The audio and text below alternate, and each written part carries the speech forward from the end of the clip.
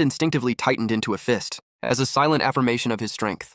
Now that he actually had a family, he had more reason than ever to be unyielding in the face of hardship. He struck his chest with determination, vowing to do whatever was necessary to provide for them.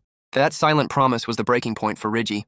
The dam finally burst and she began to cry inconsolably. Without a word, Juan drew her toward him, allowing her to rest her head against his broad shoulder so she could finally let out all the pain she had been carrying. At that exact moment, the little girl, watching from a distance, came charging toward them in a fit of protective fury.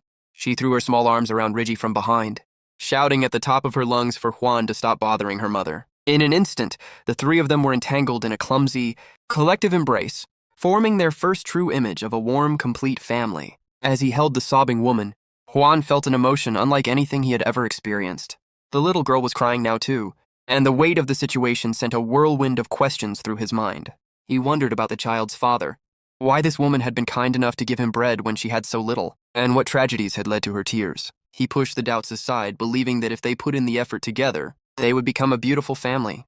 Hugging them both tightly, he made a final resolute vow. He would make them happier than anyone else on earth. He would never let them cry again, and he would be the best husband and father this world had ever seen. He would do everything in his power to ensure that one day, they would never regret accepting him as part of their family. After that emotional peak, the sun finally dipped below the horizon, casting long shadows over the small wooden cabin that was to be their sanctuary. Yet, upon returning to the hollow interior of the house, the three of them sat across from one another in a familiar, distant silence. Juan thought to himself that the embrace would have brought them closer, but it felt as if they had been reset to square one. Rigi felt that this man was a total enigma, a stranger in every sense. Yet she knew they had to find a way to coexist without even knowing where to begin. Suddenly an idea struck Juan, and he snapped his fingers to capture their attention. He leaned in slightly, determined to shatter the awkward wall between them. He pointed to his chest and introduced himself with a firm, clear voice. "Kim Juan," he said, repeating it slowly. "Kim Juan." He hoped that even if they couldn't converse, they could at least know each other's names. The gesture worked.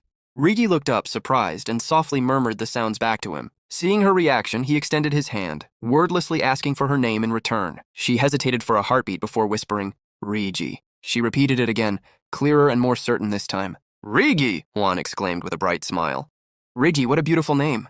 He then turned toward the little girl and asked her just as sweetly what her name was. The child didn't offer a word, instead curling timidly against her mother's side, which struck Juan